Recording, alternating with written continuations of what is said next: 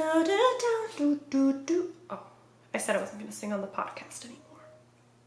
Hello and welcome to the Crochet Cakes YouTube channel. This is podcast episode 114, Perspective.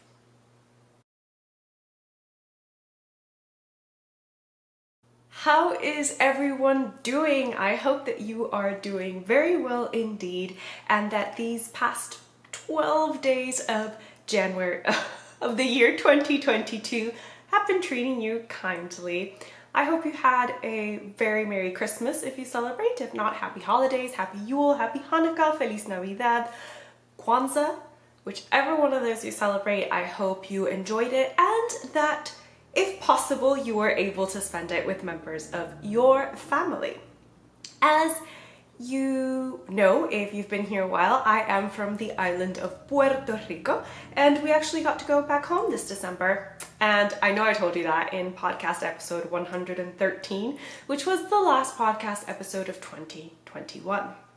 Now, in this episode, I want to talk to you a little bit about perspective. And this mostly came about because of a Pinterest trend. Yes, there is a trend going around on social media where you write your name followed by the words core and aesthetic, and Pinterest will pull up just these wonderful pins that summarize your aesthetic. And I don't know about you, but I have problems focusing on the macro. I tend to really focus on the micro aspect of things. So I don't know, I'll be like, yes, I want to have a cottagecore aesthetic, and when I look around myself, I don't think I've got that. But looking at all these Pinterest pins, I'm like, oh, that's me.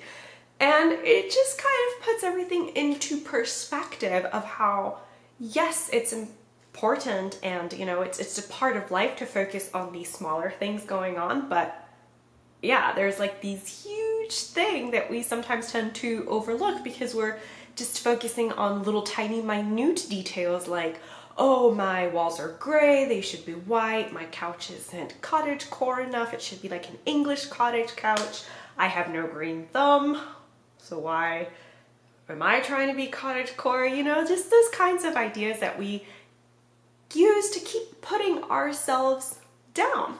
And I address this in the previous video that I uploaded, which is what I've learned in 2021. I will link it here if you haven't watched that. It's just a quick 3-minute chatty video talking to you about some lessons that really struck out to me in 2021 and inviting you to share your own. So if that interests you, you can check that out. Thank you to the lovely people that have already watched and shared their experiences. It really means a lot to me. I don't honestly know where that iCard ever appears. So, right. Sorry, I'm looking at my notes. Keeping in track with this perspective, I kind of wanted to take a step back and watch my 2021, the first podcast episode of 2021 again, and see what I had said I was going to do throughout the year. Well, I'm just going to give you a quick overview. I wanted to do process videos, and I have done a couple of those, mostly for this sweater that I am wearing, which is the Crochet Fade sweater, and they will be links up in the iCard here or down below for where you can watch those. Also did adding a crochet heel and a process video for the summer breeze top. So the idea behind these videos was to share more about my creative process with you and have not less structured videos, but less structured patterns, just kind of guiding you through what I do to get to a final product or little ideas that pop into my head. I really enjoyed those videos, and some of the feedback that I got from them was that you also did too. Specifically for the inserting a crochet heel in a knit sock, I've gotten really good feedback on that. I know the audio for some reason got corrupted and it's double. I can't really download the video. Like, the only way I would have to fix that would be to re-upload the video, and that would kind of be detrimental to your search and being able to find it and all that things. So what I was toying with was just adding captions written by me that would show what I'm actually saying in that part. Okay, my other goal was to do crochet style videos, and I did those. I will link them down below if that's interesting, but basically I did kind of like dark academia, but in crochet, and then I did a wardrobe tour. Those are the first videos I put out in the year. I've also done some tutorials, which was a goal. I didn't really do many tutorials. Stop right there. Every paid for pattern has a tutorial. But the ones that I did get out, I was very proud of because I'm slowly learning how to make them, you know. Talking you through what I do gives you an idea, but showing you how I do them sometimes it gives you a better idea. My other goal was to work from stash for the most part, for personal projects and for some gifts. I did get to work from stash, so that was fun. But as you can see behind me, I still have a lot of stash to get through. It's intense, guys. It's really intense. And I know I talked about this before, but when you're trying to design patterns, working from stash is not always viable because the yarns you use are no longer available or hard to get, you know, things like that. For my website, I had also set some intentions about writing more experience posts of how I found this pattern to be, how I worked up this pattern and things like that. I did a couple of those, mostly from the Romantic Crochet book, which was, I would just want to say, one of my favorite crochet books of 2021, and it was mostly because the photography in there, delicious. So I did that, and then I also did one about my Eat Cake sweater, which is a pattern that I published, but I also did an adaptation for it, and I talked you through some of the little changes I had to do for making a summer version of that, which I gave away this Christmas. And for the Hope basket, which was a very popular thing many of you talked about, which is essentially just getting a basket and putting the projects that I'd hoped to work on throughout the year. That one, I think I started 2 projects and I don't know where they are. So that was a little bit basically, but all in all, I think I followed through with most of what I had proposed to do to you and to myself, and because I honestly didn't remember any of these intentions until I actually went back and saw the video and, you know, went from my little day-to-day perspective to my overall yearly perspective, did that little switch, I realized how much I had actually done.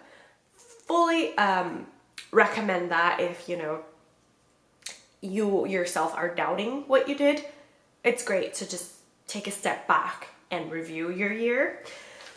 But having said that, this year I have set no crafty intentions. I am going to try and take it month by month. So set some goals and intentions for each month because I think that will be more manageable for me. And I'll definitely report back on how I'm fighting that. But again, it's mostly because I think we use these intentions to pressure ourselves into, oh, this is what we're supposed to be doing, this is not what I'm doing, and then we just kind of use that to punish ourselves. And yeah, I don't think that's very nice of us. So now that we've talked, or we've taken a step back and we've looked at my yearly perspective, I would like to know a little bit about yours.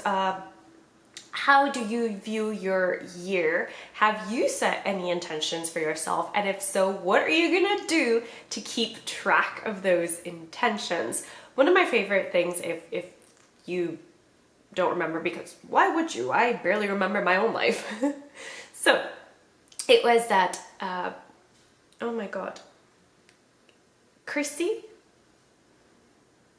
Yeah, Chrissy did a little embroider hoop tutorial where you kind of embroidered your word of the year, and I thought that was really fun. But since I didn't choose a word this year, or maybe, you know, I have, and the word perspective is sounding kind of nice, maybe I'll give that a go.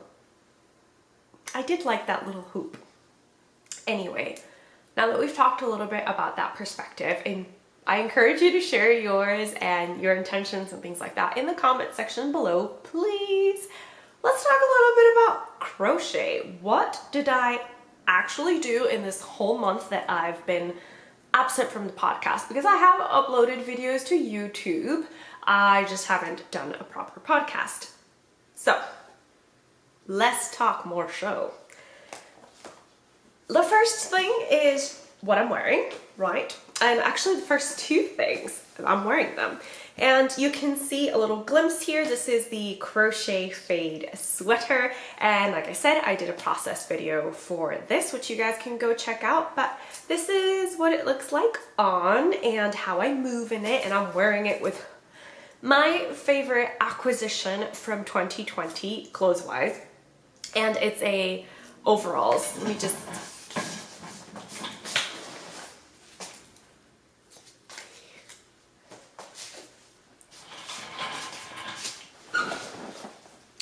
make sure I'm in focus now.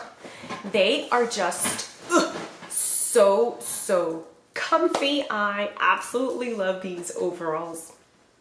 Yeah, I do. So I'm wearing the Crochet Fade sweater. Like I said, quick overview. This is a pattern, or more like a recipe guide. There is a blog post for it, to use up your stash and make yourself a crochet fade. I have faded shades of blues and greens here. And I had 500 grams and I ended up using 306 grams. I also took this opportunity when I was making the sweater to kind of walk you through the reverse raglan technique, which is a technique that I've only used once before in my patterns, but that I had been meaning forever to use again to make a sweater. And I did.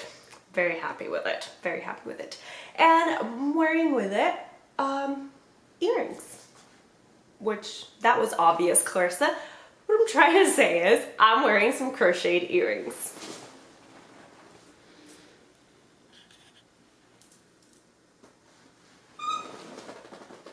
And these earrings are a pattern from Mind and Muse Crafts, my mom. We made them together. I tested the pattern for her. We made them when she was here in November, which was very exciting because for years we've been promising to do jewelry together and we just never sit down to do it. But this time we did. These are crochet thread size 10. They're super quick make, super fun. They have some beads around it as well. And you know, if you have somebody in your life that you need a gift for and you're crunched for time, may I present these earrings? Lovely. Absolutely lovely. So these are two things that I made in 2021 and I absolutely love and use them quite regularly, to be honest. I kind of pilched or stole, plundered, whatever, pilfered, plundered, acquired from my mom's jewelry stash a gold version of these earrings, which I actually used a lot while I was back home. So that's exciting. Those are two finished items that you'd never seen on the podcast before. Also have the Ivana crochet vest, which I can't find where I put it, but I wanted to share it with you. Because I cannot find where I put it right now, I will save that for a future podcast episode. And we will move forward to kind of my works in progress and the two main things that I am honestly working on right now. I have other things on the go, but mainly I'm working on these two. And yes, they are carryovers from 2021 because I didn't manage to finish them, obviously. But what I was gonna say was, did you get to finish all your 2021 items before December 31st midnight? I certainly did not. But that's okay, because progress was made. So first up is this huge piece of crochet, which is my husband's Subaru sweater. Oh no, I tore the stitches. Okay,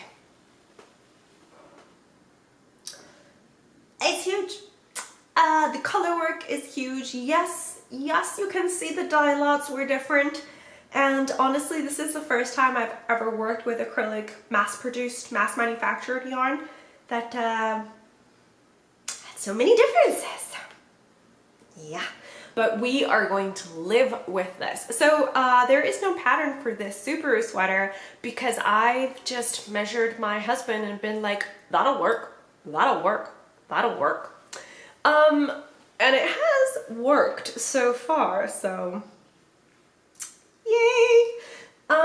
What's going on here is a top-down colorwork sweater in single crochet back loops, only done with a 5mm hook and a 4.5mm hook. The yarn I am using is Lion Brand Heartland yarn in this kind of heathery blue, which he chose the colors because this one looked like a Subaru's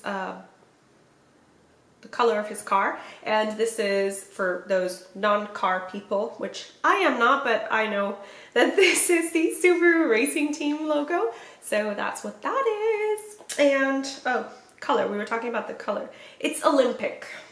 Very fitting, actually, because this is, I will feel like I have participated in some crochet Olympics after having crocheted a man's sweater in single crochet back loop only. So now I'm working on the sleeves, and I accidentally just tore a whole bunch of stitches out from the neckline, which sad business. So I think I had told you before that for this sweater I kind of experimented with short rows, and it's very obvious here, which annoys me and I'm hoping will go away when I block it.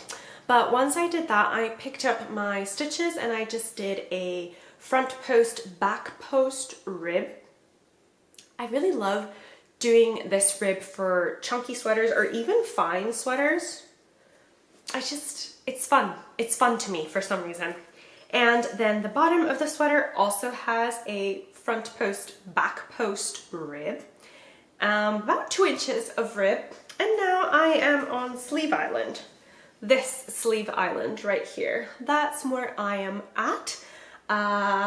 Will this sweater be finished by the time we go on that Blue Ridge Mountain, Georgia trip? I hope so. But if it's not, it's a 9-hour car ride, right? I can at least crochet for an hour. And what I'm trying to say is that I will take this sweater all as far as I can. And my husband really is hoping to have it finished by that time. And I'm gonna do my best to please him because he really likes this sweater.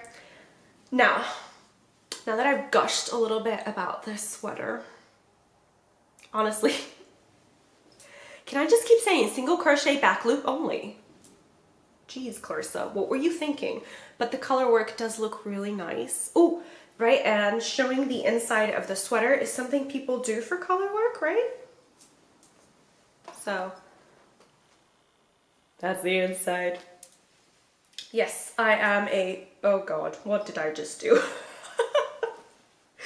I turned the sweater in fully, oh dear. Okay, putting this down before I take any more stitches out.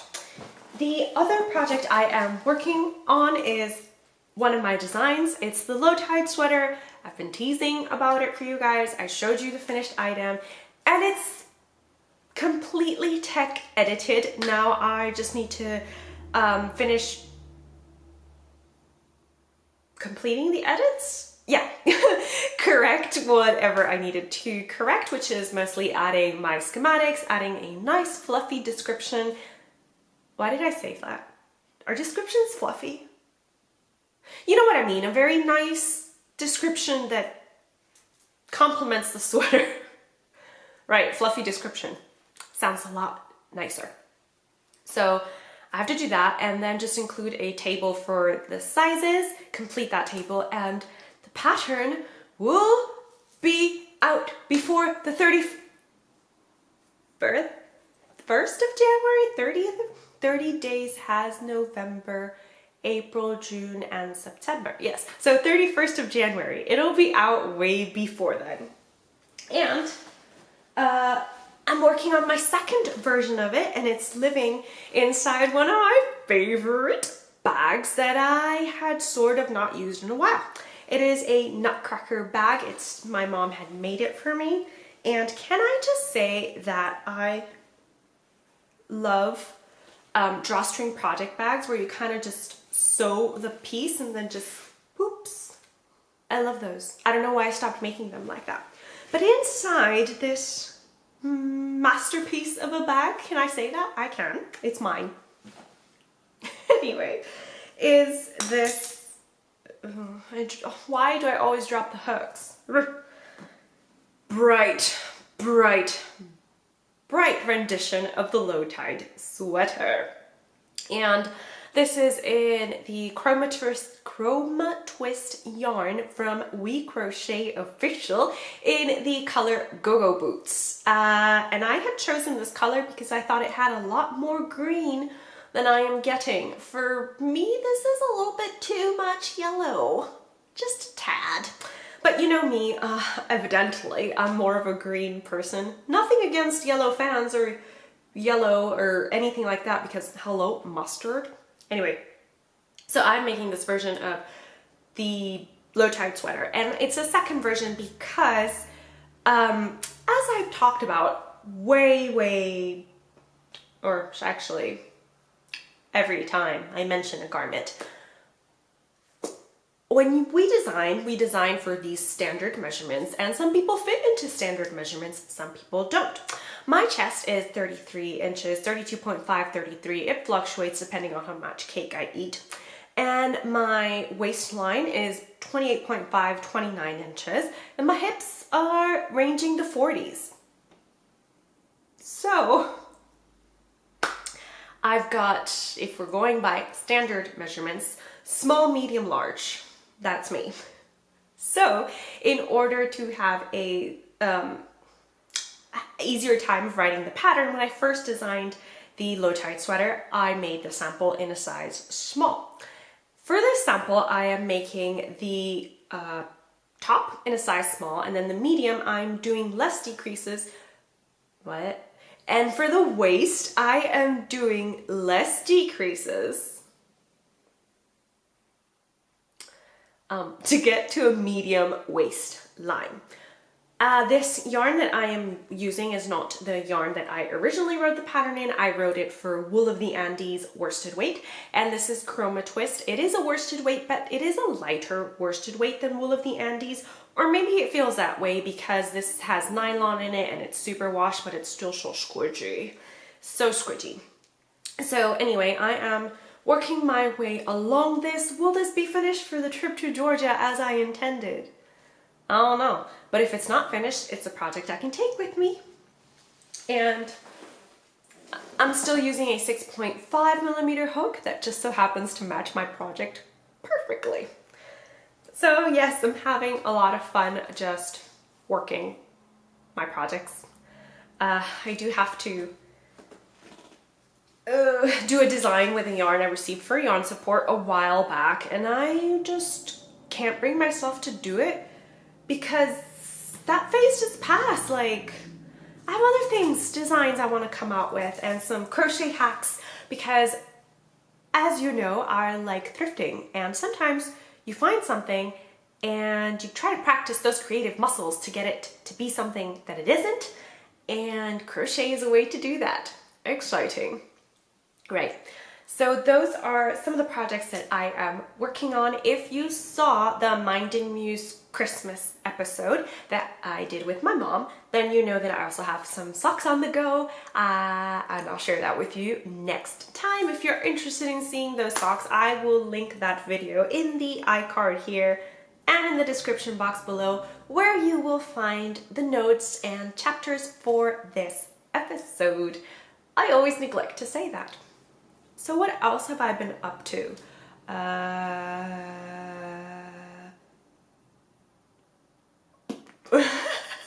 Oh, I have a new book for Christmas, and it is Food is Culture.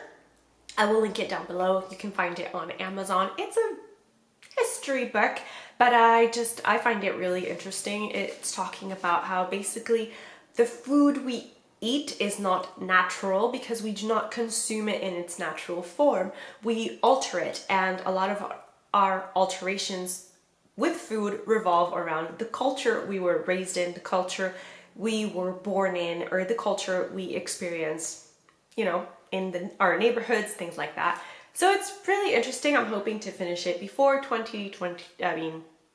before January 31st. Again, I have a goal this year to not only read ridiculous amounts of fan fiction, but to actually finish one book per month at least. And I'm setting myself the goal of one book per month if it's like a serious read, if it's something like Bridgerton season 2, hello, then yeah, I can finish that quickly. That's not a challenge. Anyway, speaking of Bridgerton, I've also been obsessively listening to the unofficial Bridgerton musical because it's magic. I love it. Have you heard it? If you haven't, I highly encourage you to check it out. It's got some songs that, you know, are very popular. And, well, you know, when you are listening to an album on iTunes, it'll put a little star on the most popular songs. Yeah, anyway. Yeah, I think that is it from me. Oh, before I let you go, just wanted to do a little side note that the Trust Cal is on its way. If you remember, this is the cal that I asked you to trust me so that we could trust each other and design a shawl together for the this kind of little sunrise stitch. I will link that in the iCard as well or down below. Some of you have already completed part 1 and I'm excited and I can't wait to see what colors you've chosen. I know it's hard to share pictures if it's not Ravelry or Instagram. I'm still trying to come up with a way that we can share those with each other. Yeah. And now that I've mentioned the Trust Cal and I've mentioned my varying perspectives throughout the year, and let me check my notes. Yep, I mentioned my perspective. Yep. And my lack of intention or my lack of word. So that is it for today. That is all the crafty content I have to share with you today. I hope that you found this episode enjoyable. Thank you so much for spending a little bit of crafty time with me today. And any other day that you choose to spend crafty time with me also makes me very happy. And comments also make me very happy. So if you want to share anything with me or answer any of the questions I have asked throughout this perspective episode, then please comment down below and let's have a crafty chat. Other ways that you can find me are on Instagram, on Ravelry, my website, which you can check out and contact me through there if you want to get to my email. And I did set up a Discord. I just have to kind of figure out how I'm gonna have it set up for the channel, because right now I was thinking of setting it up through my Ko-fi page. And if you are not familiar with Ko-fi, it's a way to donate money and support artists, vloggers, YouTubers that you really like. It's unlike Patreon, you don't need to subscribe. You can just give once and that's it. But if you would like to donate or subscribe or check out what I have going on the Ko-fi page, then the link to that will also be in the description box below. So once again, just thank you so much for spending a little bit of crafty time with me. I am excited to share all the wonderful things that I have planned with you, and I'm even more excited to hear what you have been up to, because I really do mean it when I say I want to know what you've been up to. Maybe it's the nosy in me. Maybe I'm just trying to, I don't know, connect more with people. But the camera did stop me right there because it says I've been talking for an obsessively long time. So now it's the final goodbye, and I want to wish you happy crafting until we meet again. Bye!